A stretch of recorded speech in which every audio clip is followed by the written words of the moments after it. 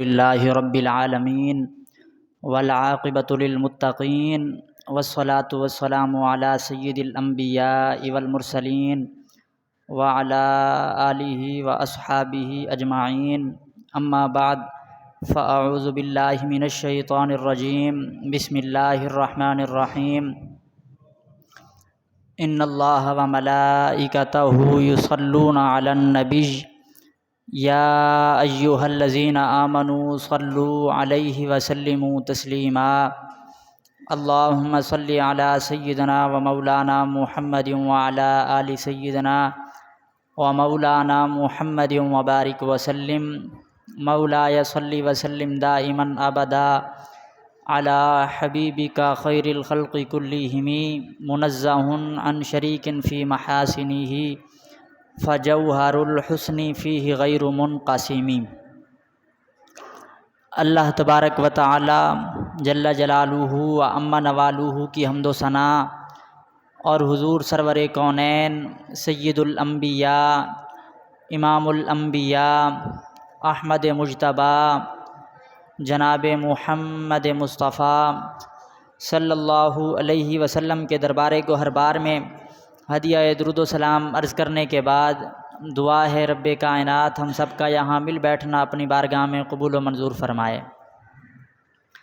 حاضرین محترم، آج کے اس جمعۃ المبارک کے موقع پر آپ کے سامنے مریض کی عیادت اور جنازے کے مسائل کے حوالے سے چند باتیں عرض کرنی ہیں۔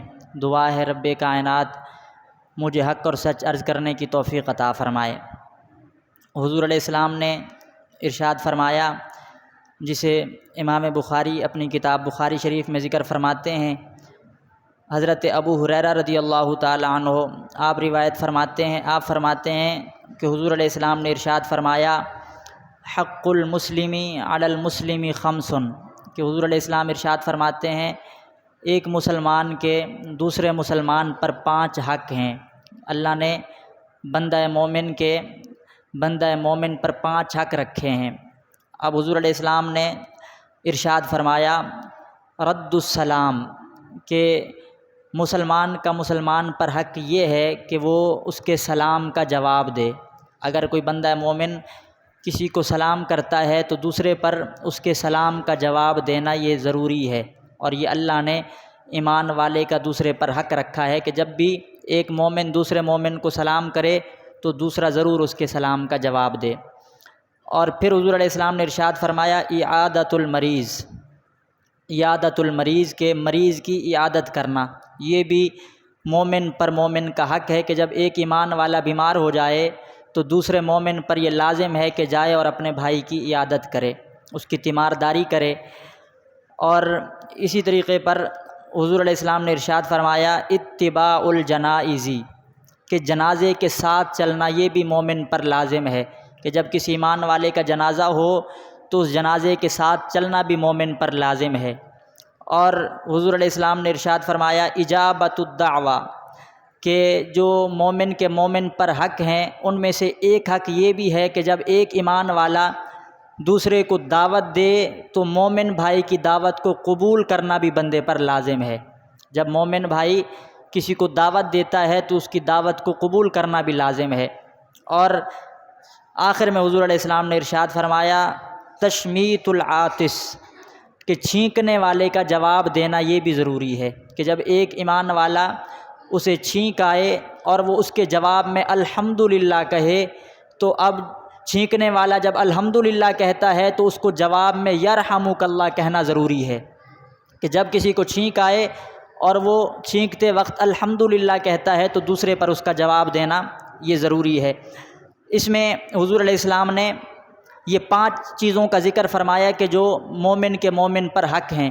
ان میں سے جو 2 چیزیں ہیں، مریض کی عیادت کرنا اور جنازے کے ساتھ چلنا، یہ جنازے کے مسائل، یہ 2 چیزیں آپ کے سامنے میں نے ذکر کرنی ہیں۔ لیکن اس میں پہلی چیز کے حوالے سے ایک بات عرض کرنا چاہوں گا۔ حضور علیہ السلام ارشاد فرماتے ہیں کہ مومن پر مومن کا حق یہ ہے کہ اس کے سلام کا جواب دے، لہذا جب بھی کوئی آپ کو سلام کرے تو اس کے سلام کا جواب دینا یہ بڑا ضروری ہے۔ بلکہ ایک روایت میں یہاں تک حضور علیہ السلام نے ارشاد فرمایا کہ تم اس وقت تک جنت میں نہیں جا سکتے جب تک تم ایمان والے نہ ہو جاؤ۔ جنت میں داخلے کے لیے ایمان ضروری ہے، جب تک ایمان والے نہیں بن جاؤ گے جنت میں داخل نہیں ہو سکتے۔ اور پھر حضور علیہ السلام نے ارشاد فرمایا اور تم ایمان والے نہیں ہو سکتے اس وقت تک جب تک آپس میں محبت کرنے نہ لگ جاؤ۔ اگر تمہارے دلوں میں ایک دوسرے کی نفرت ہے، ایک دوسرے کا بغض ہے، تو تم ایمان والے نہیں ہو سکتے۔ کامل ایمان اس وقت ہوتا ہے کہ جب بندہ مومن اپنے مومن بھائی سے محبت کرنے والا ہوتا ہے۔ تو حضور فرماتے ہیں کہ تم اس وقت تک ایمان والے نہیں ہو سکتے جب تک آپس میں محبت کرنے والے نہ ہو جاؤ۔ اب ذرا آپ غور فرمائیے گا، حضور کیا فرماتے ہیں کہ جنت میں تب داخل ہوگے جب تم ایمان والے بن جاؤ، اور ایمان والے اس وقت بنو گے جب ایک دوسرے سے محبت کرنے والے بن جاؤ۔ اب حضور علیہ السلام خود ارشاد فرماتے ہیں کہ اے صحابہ، میں تمہیں ایسی چیز نہ بتاؤں کہ اگر تم اس پر عمل کرنے لگ جاؤ تو اللہ تمہارے دلوں میں ایک دوسرے کی محبت رکھ دے گا؟ کیا تمہیں ایسی چیز نہ بتاؤں کہ اگر تم اس پر عمل کرنے لگ جاؤ تو تمہارے دلوں میں ایک دوسرے کی محبت پیدا ہو جائے گی؟ تو صحابہ عرض کرتے ہیں رسول اللہ ارشاد فرمائیں وہ کون سی چیز ہے کہ جس کی وجہ سے ہمارے درمیان محبت پیدا ہو جائے گی؟ تو حضور نے فرمایا ایک دوسرے کو سلام کیا کرو، سلام کی برکت سے اللہ تمہارے دلوں میں ایک دوسرے کی محبت رکھ دے گا۔ جب تم ایک دوسرے کو سلام کرنے والے بن جاؤ گے تو اللہ تعالیٰ تمہارے دلوں میں ایک دوسرے کی محبت رکھ دے گا۔ لہٰذا سلام کرنا یہ آپس میں محبت کے پیدا ہونے کا ذریعہ ہے۔ اور پھر حضور علیہ السلام نے دوسرے نمبر پر جو چیز ارشاد فرمائی وہ ہے مریض کی عیادت کرنا، کہ جب کوئی شخص بیمار ہو جائے، کوئی بندہ مومن بیمار ہو جاتا ہے تو اس بیمار کی عیادت کرنا یہ بھی بندہ مومن پر لازم ہے، اور یہ بھی ایمان والے کا ایمان والے پر حق ہے۔ اور یاد رکھیے گا جب ہم کسی مریض کی عیادت کے لیے جاتے ہیں، تیمارداری کے لیے جاتے ہیں، تو ہمارا جانا مریض کے پاس بیٹھنا یہ ضائع نہیں جاتا، بلکہ حضور علیہ السلام نے یہاں تک ارشاد فرمایا ہے کہ جب بندہ مومن اپنے بھائی کی عیادت کے لیے جاتا ہے اور جتنی دیر تک اس کے ساتھ بیٹھا رہتا ہے یہ لمحہ ضائع نہیں جاتا، بلکہ جتنی دیر وہاں بیٹھا رہے گا یہ رب کی بارگاہ میں ایسے ہی شمار ہوگا جیسے وہ جنت کے میوے کھا رہا ہے۔ جب تک وہ اپنے بھائی کی عادت میں بیٹھا رہے گا یہ ایسے ہے جیسے وہ جنت کے میوے کھا رہا ہے۔ تو مریض کی عادت کرنے پر بھی اللہ ثواب عطا فرماتا ہے، بلکہ مشکوٰۃ شریف میں یہاں تک روایت موجود ہے، حضور فرماتے ہیں قیامت کے دن اللہ تعالیٰ ایک ایمان والے کو اپنی بارگاہ میں بلائے گا۔ جب وہ بندہ مومن رب کی بارگاہ میں حاضر ہوگا تو اللہ تعالیٰ فرمائے گا اے میرے بندے میں بیمار تھا تو مجھے پوچھنے کیوں نہیں آیا؟ اے میرے بندے میں بیمار تھا تو میری عیادت کے لیے کیوں نہیں آیا؟ وہ عرض کرے گا مالک مولا تو قادر مطلق ہے، تو ذوف سے پاک ہے، تو بیماری سے پاک ہے، مرض سے پاک ہے، میں تیری تیمارداری کے لیے کیسے آتا، میں تیری عیادت کے لیے کیسے آتا؟ تو اللہ تعالیٰ ارشاد فرمائے گا میرے بندے میرا فلاں بندہ بیمار تھا، اگر تو میرے اس بندے کی عیادت کے لیے چلا جاتا، تو حدیث کے الفاظ ہیں اللہ تعالیٰ فرماتا اگر تو میرے بندے کی عیادت کے لیے چلا جاتا لا وجدتنی عندہ، تو میرے بندے کے قریب تو مجھے بھی پا لیتا۔ اگر تو میرے بندے کی عیادت کرنے چلا جاتا تو اس بندے کے قریب تو رب کی قربت کو پا لیتا۔ کیوں کہ جب بندہ بیمار ہوتا ہے تو اللہ کی رحمتیں بیمار کے قریب ہوتی ہیں، اور جب بندہ مریض کی عیادت کے لیے جاتا ہے تو وہ بندہ بھی رب کی رحمتوں کے قریب ہو جاتا ہے۔ اس لیے اللہ تعالیٰ فرماتا ہے اگر تو میرے بندے کی عیادت کے لیے چلا جاتا تو مجھے اپنے بندے کے پاس پا لیتا۔ لہٰذا مریض کی عیادت کرنا جو ہے یہ بندہ مومن پر لازم ہے۔ حضور نے فرمایا یہ مومن کا مومن پر حق ہے کہ وہ اپنے مومن بھائی کی جا کر عیادت کرے۔ اب عیادت کرنے میں کتنی دیر بیٹھنا چاہیے؟ اب بس اوقات ہوتا ایسے ہے کہ مریض پہلے ہی بیماری کی تکلیف میں مبتلا ہے، اور اگر ہم وہاں چلے جائیں عیادت کی خاطر اور تیمارداری کی خاطر اور وہاں جا کر اتنی دیر بیٹھ جائیں کہ مریض تکلیف میں مبتلا ہو جائے تو یہ بھی مناسب نہیں ہے۔ جائیں اور عیادت کے بعد فوراً واپس آ جائیں، کیونکہ حضور علیہ السلام ارشاد فرماتے ہیں افضل العیادتی سرعۃ القیام، سب سے بہترین عیادت یہ ہے کہ بندہ وہاں سے جلدی واپس چلا جائے۔ وہاں بیٹھ جانا مریض کو تکلیف میں ڈال دینا یہ بھی مناسب نہیں ہے۔ جانا ہے اور مرض پوچھنا ہے، اس کے بعد فوراً واپس آ جانا ہے۔ زیادہ دیر وہاں بیٹھنا، یہ بیٹھنے کی بات اس لیے ہو رہی ہے کہ اگر بیٹھنے سے تکلیف ہو، بس اوقات ایسا بھی ہوتا ہے کہ آپ جتنی دیر زیادہ بیٹھیں گے مریض اتنا زیادہ خوش ہو جائے گا، تو وہاں زیادہ بیٹھنا بہتر ہے، لیکن جہاں تکلیف کا باعث بنے آپ کا بیٹھنا تو وہاں سے جلدی اٹھ جانا ہی بہتر ہے۔ بس جائیں، عیادت کریں اور فوراً پلٹ آئیں، کہ حضور فرماتے ہیں افضل العیادتی سرعۃ القیام، کہ بہترین عیادت جو ہے وہ جلدی وہاں سے واپس آ جانا ہے۔ لہٰذا ابتداءً میں نے مریض کی عادت کے حوالے سے یہ چند روایتیں آپ کے سامنے عرض کیں کہ بندہ مومن پر لازم ہے اپنے بھائی کی عیادت کے لیے جائے، اور پھر اسی طریقے پر جب بندہ مرض میں مبتلا ہو جاتا ہے تو بندہ مومن کا مرض میں مبتلا ہونا یہ بھی گناہوں کا کفارہ ہے۔ حضور علیہ السلام نے ارشاد فرمایا کہ بندہ مومن کو کوئی بھی تکلیف پہنچے، کوئی غم پہنچے، کوئی بیماری پہنچے، جب بندہ مومن کسی تکلیف میں یا غم میں مبتلا ہوتا ہے، بلکہ حضور نے فرمایا اگر بندہ مومن کو کوئی کانٹا بھی چبھ جاتا ہے تو اللہ تعالیٰ اس کے ذریعے بندہ مومن کے گناہوں کو معاف فرما دیتا ہے۔ یہ جو امراض ہوتے ہیں یہ بندے کے گناہوں کا کفارہ ہوا کرتے ہیں۔ یہی وجہ ہے کہ حضور علیہ السلام نے ان بیماریوں کو برا کہنے سے منع فرمایا کہ اگر کوئی بندہ بیماری میں مبتلا ہو جائے تو وہ بیماری کے بارے میں برے الفاظ نہ بولے، بلکہ ایک روایت میں آتا ہے حضور علیہ السلام ایک صحابیہ کی تیمارداری کے لیے تشریف لے گئے، ایک صحابیہ بیمار ہیں، حضور تشریف لے گئے، جب حضور علیہ السلام وہاں پہنچے تو انہیں بخار میں مبتلا پایا، تو حضور علیہ السلام نے انہیں دلاسا دیا، تسلی دی، تو اب وہ صحابیہ جو ہے وہ بخار کے بارے میں برے الفاظ بولنے لگیں، تو حضور علیہ السلام نے فرمایا کہ اے صحابیہ بخار کو برا نہ کہو کہ یہ بخار ہی ہے جس کے ذریعے اللہ تمہارے گناہوں کو مٹا دے گا، یہ تمہارے گناہوں کو مٹانے کے لیے آیا ہے، لہٰذا اسے برا نہ کہو، کیونکہ جب یہ بخار رخصت ہوتا ہے تو اپنے ساتھ تمہارے گناہوں کو بھی لے کر جاتا ہے، لہٰذا اس کو برا نہ کہو۔ حضور علیہ السلام نے بخار کو برا کہنے سے منع کیا، بلکہ ایک روایت میں حضور علیہ السلام نے یہاں تک ارشاد فرمایا من یرید اللہ بہ خیر، حضور فرماتے اللہ تعالیٰ جس بندے کے ساتھ بھلائی کا ارادہ کرتا ہے یصب منہ، تو اللہ تعالیٰ اس بندے کو تکلیفوں میں مبتلا کر دیتا ہے۔ جب اللہ تعالیٰ کسی بندے کے ساتھ خیر کا ارادہ کرتا ہے تو اسے تکلیفوں میں مبتلا کر دیتا ہے، کہ بیماری میں مبتلا ہونا یہ بھی رب کی طرف سے خیر ہے کہ اللہ بیماری کی وجہ سے بندہ مومن کے گناہوں کو مٹا دیتا ہے۔ یہ بیماریاں جو ہیں یہ بندے کے گناہوں کا کفارہ ہوا کرتی ہیں۔ تو حاضرین محترم، آج جو میں نے آپ کے سامنے خصوصی موضوع عرض کرنا تھا ایک بار پھر اس کا ذکر کر دوں، ایک تو مریض کی عیادت کے حوالے سے اور دوسرا جنازے کے مسائل کے حوالے سے، جو کہ بڑا اہم موضوع ہے، آپ یہ ساری باتیں ذہن نشین رکھیے گا۔ اب حضور علیہ السلام نے ارشاد فرما دیا کہ جو بیماری ہے یہ بھی اللہ تعالیٰ کی طرف سے خیر ہے کہ اس سے بھی اللہ تعالیٰ بندے کے گناہوں کو مٹا دیتا ہے۔ اگر مرض جو ہے اس قدر بڑھ جائے اور بندہ موت کے قریب چلا جائے، جب نزع کا وقت آ جائے تو اب کیا کرنا چاہیے؟ جب بندہ مومن بالکل اپنی موت کے قریب ہو اس وقت ہمیں کیا حکم ہے، ہمیں کیا کرنا چاہیے؟ حضور علیہ السلام ارشاد فرماتے ہیں لقنوا موتاکم لا الہ الا اللہ، کہ جب بندے کا آخری وقت ہو تو تمہیں چاہیے تم اس کے سامنے لا الہ الا اللہ کی تلقین کرو، اس کے لیے لا الہ الا اللہ کی تلقین کرو، بار بار کلمہ طیبہ پڑھتے رہو اور کوشش کرو کہ اسے بھی اپنے ساتھ ساتھ پڑھواؤ۔ آخری وقت کے اندر کلمہ طیبہ کی تلقین کرنے کا حکم فرمایا کہ لقنوا موتاکم لا الہ الا اللہ، اپنے مردوں کو جو مرنے کے ابھی قریب ہیں انہیں لا الہ الا اللہ کی تلقین کرو۔ اب یہاں پر بعض حضرات نے یہ کہا کہ حدیث کے اندر فقط لا الہ الا اللہ کا ذکر آیا ہے، مکمل کلمہ طیبہ کا ذکر نہیں ہے، لہٰذا فقط لا الہ الا اللہ پڑھنا چاہیے، محمد الرسول اللہ نہیں پڑھنا چاہیے۔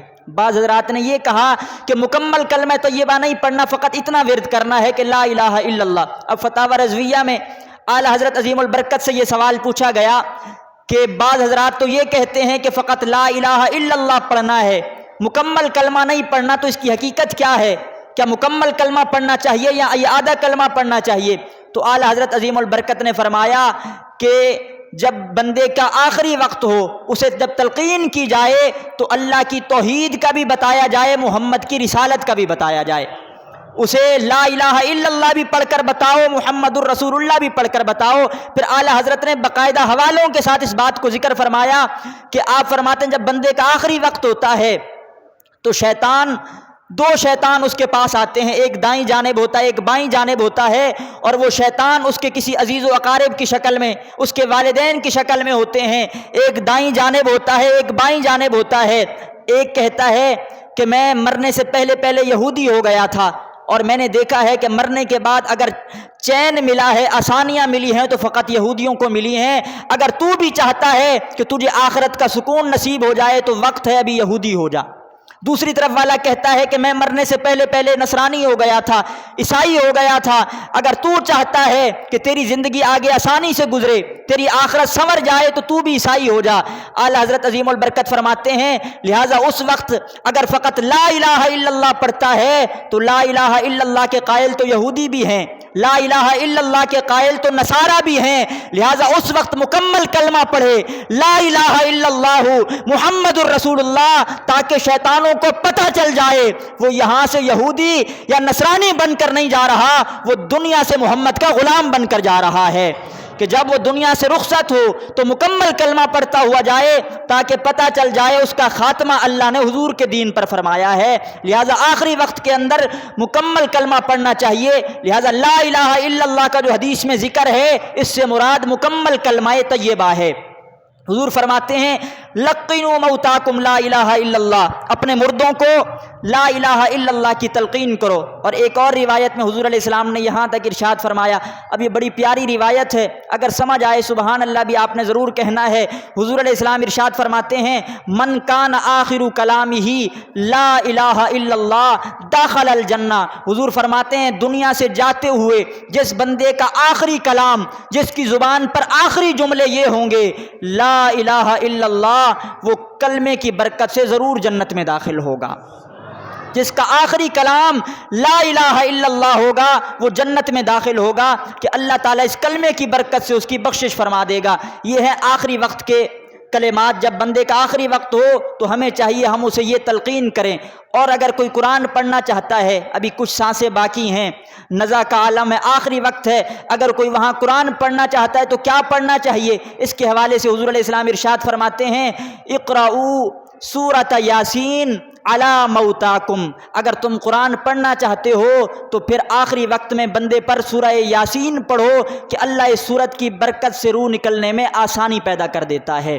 یہ سورہ یاسین جو ہے یہ آخری وقت میں آسانی کا ذریعہ ہوتی ہے، لہٰذا اگر کچھ پڑھنا چاہتے ہو قرآن سے تو سورہ یاسین پڑھا کرو۔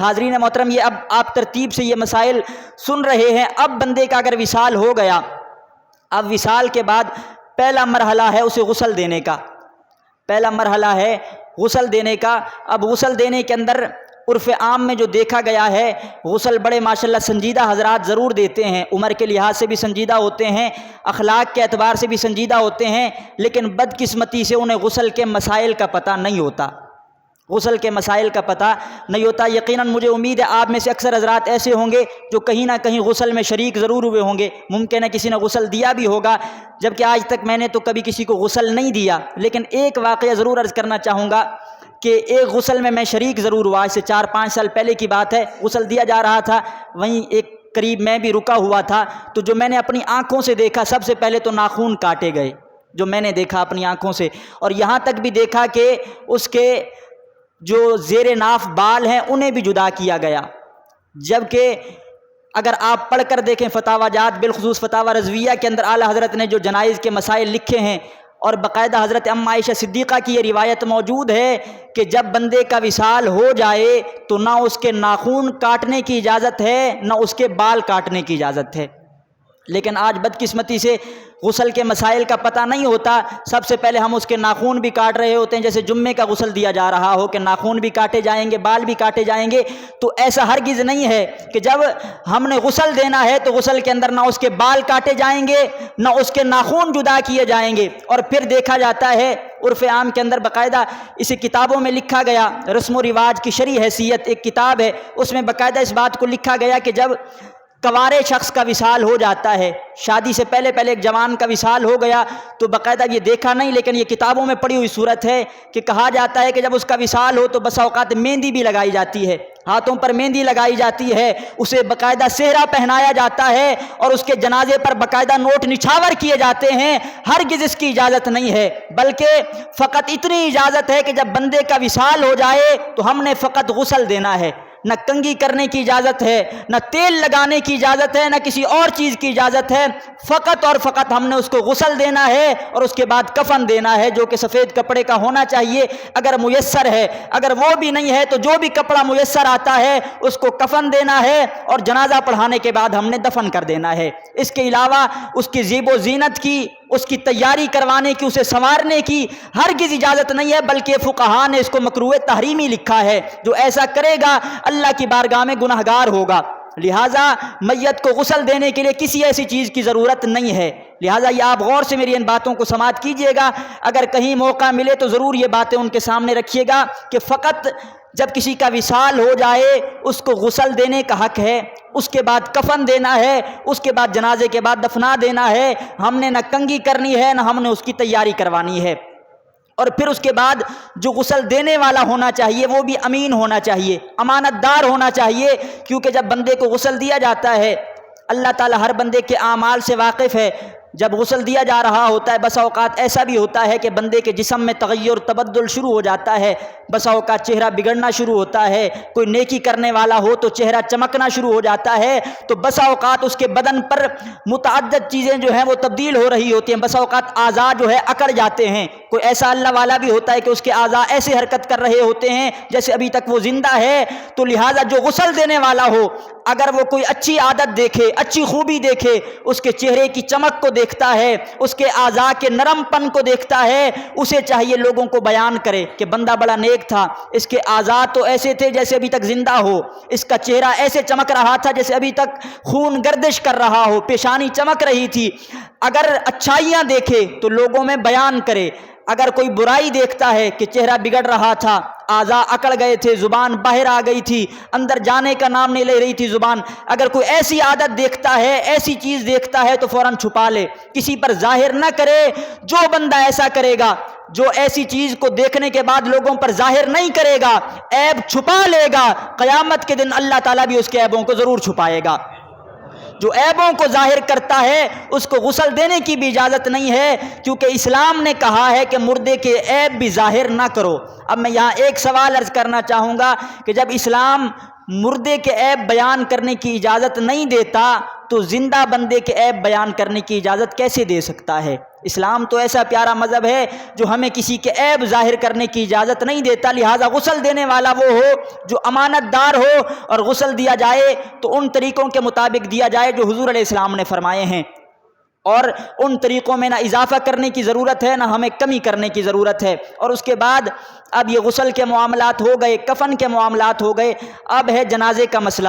حضور علیہ السلام ارشاد فرماتے ہیں کہ جنازے میں جلدی کرو، جتنا زیادہ ہو سکے اتنا جلدی اس کا جنازہ ادا کر دیا جائے۔ بہتر تو یہ ہے کہ اگر دن میں وصال ہوا تو جنازہ بھی دن میں ہی پڑھ لیا جائے، اگر رات میں وصال ہوتا ہے تو رات میں ہی جنازہ ہو جانا چاہیے۔ جنازے میں بلا ضرورت تاخیر کی اجازت نہیں ہے۔ ہاں اگر اس کا ولی نہیں آیا، ولی کہا جاتا ہے اگر لڑکا فوت ہو گیا تو اس کا باپ نہیں ہے، اگر والد فوت ہو گیا اس کا بیٹا نہیں آیا تو یہ ہے ولی، اور ولی کو حق ہے کہ وہ جب تک چاہے اس میں تاخیر کر سکتا ہے جب تک وہ خود جنازے پر شریک نہ ہو سکے۔ یہ اجازت ضرور ہے، اگر ولی منع کر دے کہ جب تک میں نہیں آؤں گا کوئی جنازہ نہیں پڑھے گا تو تب تو ہمیں ضروری ہے کہ ہم تاخیر کریں، کیونکہ ولی کی اجازت کے بغیر جنازہ ہو ہی نہیں سکتا۔ جب تک وہ اجازت نہیں دے گا کسی امام کو یہ حق نہیں ہے کہ وہ جنازہ پڑھائے۔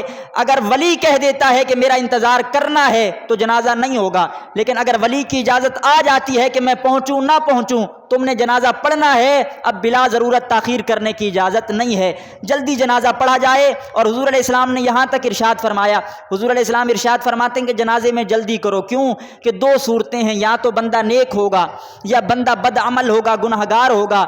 اگر بندہ نیک ہے تو پھر جلدی کرو تاکہ وہ جلدی اللہ کی رحمت کو پہنچے، اور اگر وہ گنہگار ہے تو پھر تم جلدی کرو کہ تم نے اپنے کندھوں پر گنہگار کو اٹھا رکھا ہے، جلدی کر کے اس کو اپنے کندھوں سے اتارو۔ بہر صورت جو ہے جلدی کرنے کا حکم ہے، تاخیر نہ کی جائے۔ اب یہاں ایک شرعی مسئلہ عرض کرنا چاہوں گا جو میں نے اپنی آنکھوں سے دیکھا ہے، ہو سکتا ہے آپ نے بھی اس کا مشاہدہ کیا ہو، کہ جب ہم جنازہ پڑھتے ہیں اور جب چوتھی تکبیر ہو جاتی ہے، سب نے ہاتھ باندھے ہوتے ہیں، جب چوتھی تکبیر ہوتی ہے تو اب یہاں تین قسم کے لوگ ہیں۔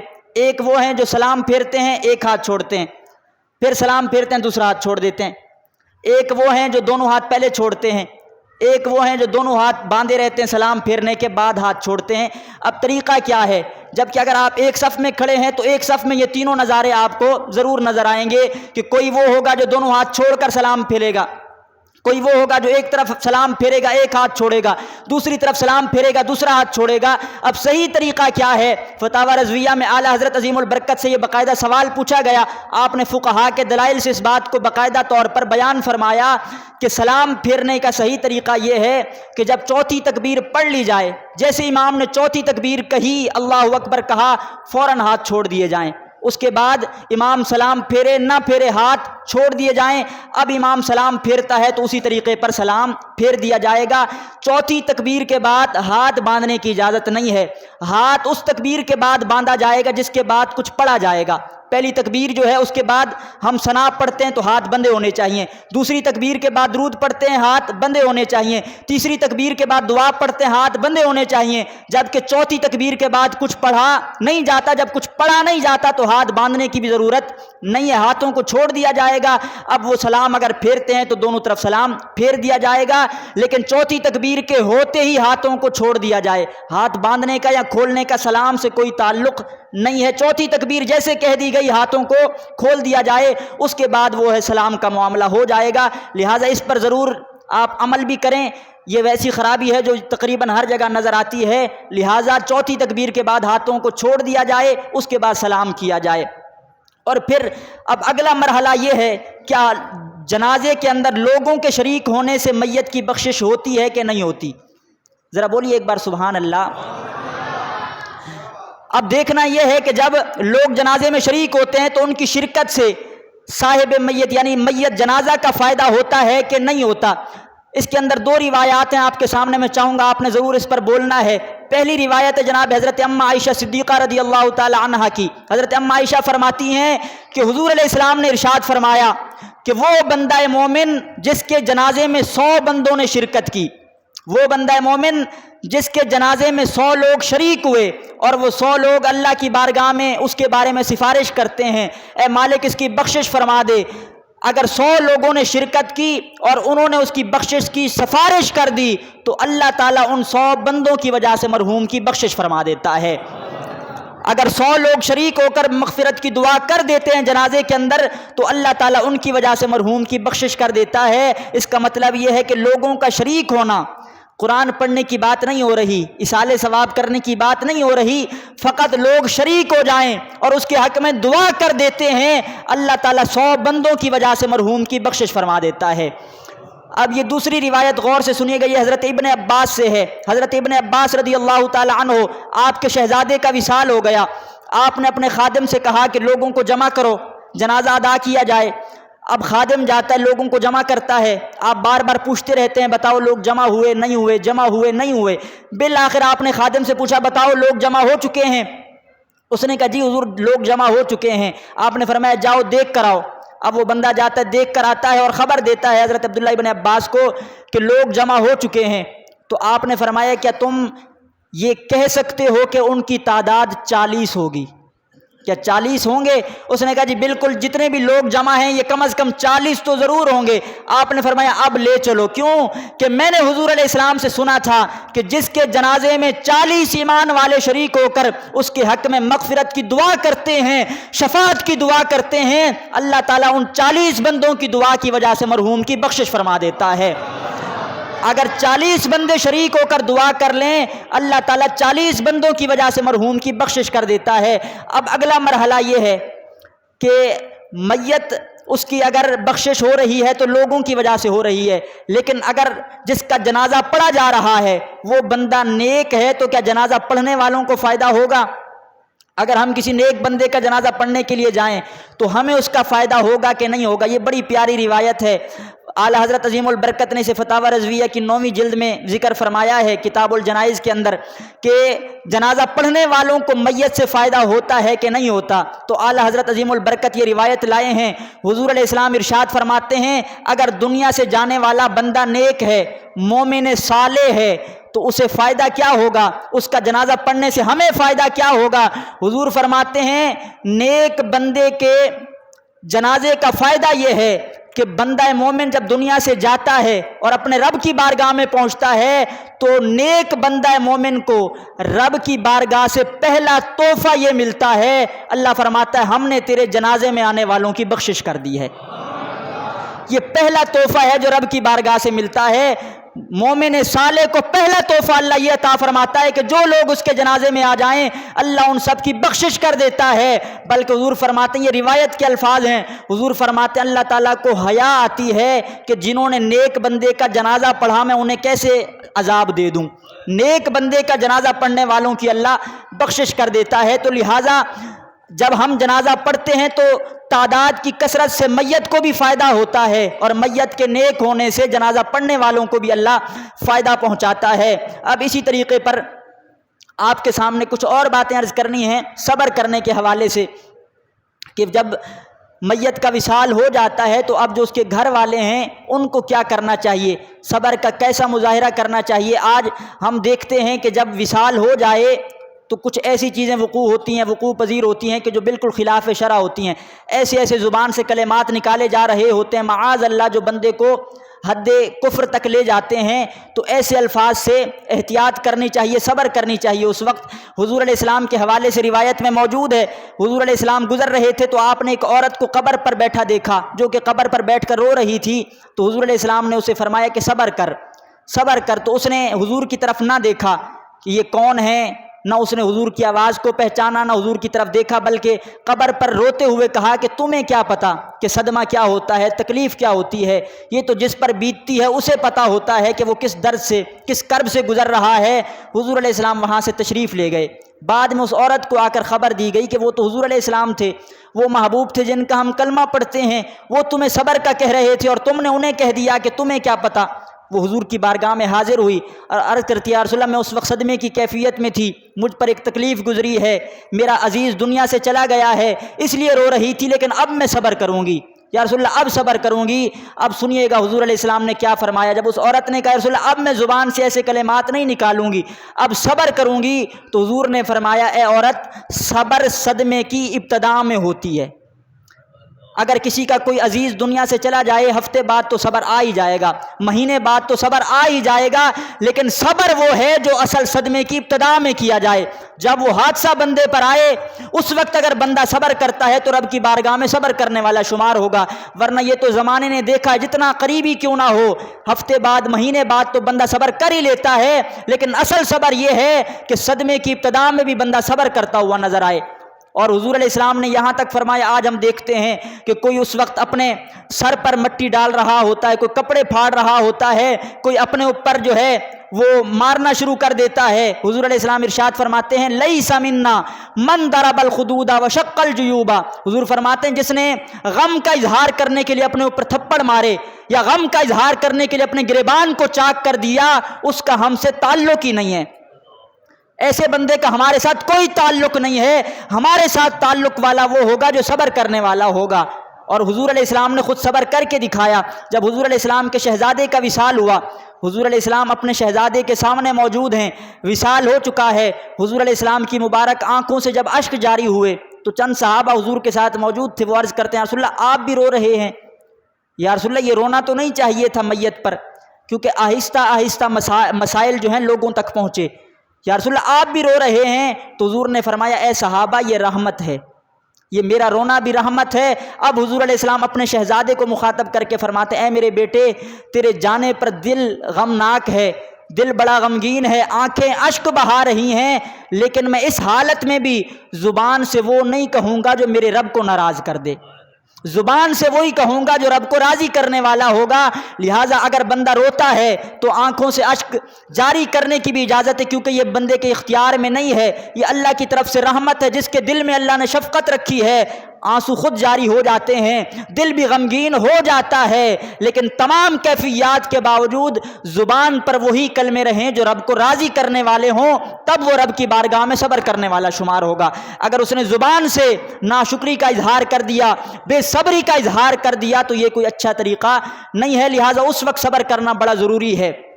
اور پھر حضور علیہ السلام نے ارشاد فرمایا ان سارے معاملات کے بعد، حضور فرماتے ہیں لا تسبوا الاموات، مردوں کو برا نہ کہو، کہ جب کوئی دنیا سے جانے والا چلا گیا ہے تو اب اس کی برائی نہ کرو، لوگوں کے سامنے اس کو برا نہ کہو، اب اس کو برا کہنے کا کیا نقصان ہوگا۔ یہ روایت غور سے سننے والی ہے، اگرچہ وقت قریب ہے لیکن میں چاہوں گا یہ باتیں آپ کے سامنے عرض کر دی جائیں۔ آج کا موضوع بڑا اہم موضوع ہے، اگر آپ نے اس کو غور سے سنا ہے کہ مردوں کو برا نہ کہو، اس کا نقصان کیا ہوگا۔